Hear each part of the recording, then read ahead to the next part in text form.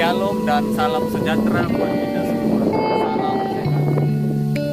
Ada kata pepatah mengatakan, tak kenal maka tak sayang. Izinkan saya memperkenalkan nama saya. Nama saya Immanuel Sampetoding, Fakultas Teologi UGI Toraja.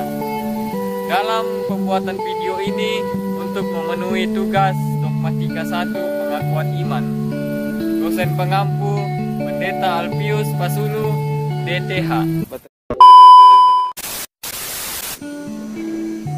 Dalam video kali ini saya akan membahas tentang sejarah pengakuan Gereja Toraja. Proses lahirnya pengakuan Gereja Toraja sangat panjang.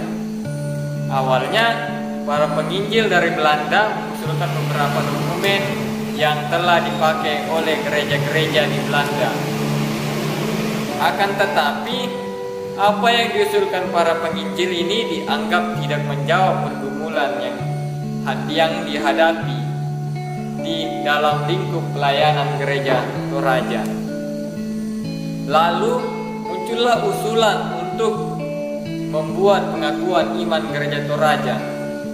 Usulan ini pertama-tama datang dari Hendrik Kramer yang datang ke Toraja pada tahun 1939. Usulan ini disambut baik dan mulai dibicarakan dalam beberapa sidang sinode mulai tahun 1967 pada sidang sinode ke-16 di Makale. Tahun 1981 pengakuan Gereja Toraja ditetapkan pada tanggal 27 November tahun 1981. Gereja Toraja akhirnya memiliki pengakuan sendiri sebagai hasil pergumulan melalui keputusan Rapat Komisi Usaha Gereja Toraja. Berdasarkan penugasan dan keputusan Sinode AM ke-16 di Makale Juli 1981, pengakuan iman Gereja Toraja disusun berdasarkan kerinduan Gereja Toraja memiliki pengakuan sendiri yang relevan dan fungsional. Kerinduan ini telah dituangkan ke dalam keputusan Sinode AM ke-13 di Palopo tahun 1972 yang merupakan peningkatan tekad Gereja Toraja sejak berdiri sendiri. Hal ini kita dapat lihat dalam peraturan Gereja Toraja pasal 37 edisi 1970 yang berbunyi, pengakuan iman Gereja Toraja berdasarkan atas segenap Alkitab, yakni firman Allah yang diterangkan di dalam 3 naskah kesatuan, yaitu Katekismus Heidelberg 37 pasal, pengakuan Reformed, dan 5 pasal penentang Remonstran. Dari pasal peraturan Gereja Toraja tersebut, kita dapat mengambil kesimpulan bahwa 1. Gereja Toraja belum mempunyai pengakuan yang dirumuskan sendiri. 2. Dasar pengakuan itu ialah segenap Alkitab menurut tafsiran 3 naskah keresahan. Dengan demikian, sama seperti pengakuan iman yang telah ada sebelumnya, pengakuan Gereja Toraja adalah jawaban orang-orang Toraja yang sudah Kristen terhadap lingkungan di mana Gereja Toraja hadir. Dan apa saja tantangan yang dihadapi oleh Gereja Toraja?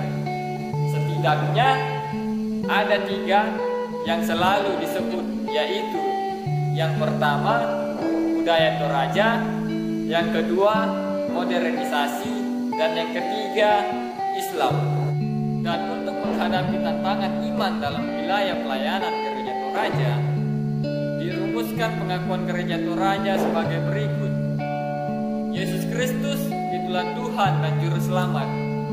Ini tampak sederhana, namun pada pengakuan itulah terletak inti iman kita. Ketika dalam budaya kita sering digoda dalam status golongan, pengakuan kita mengatakan tidak.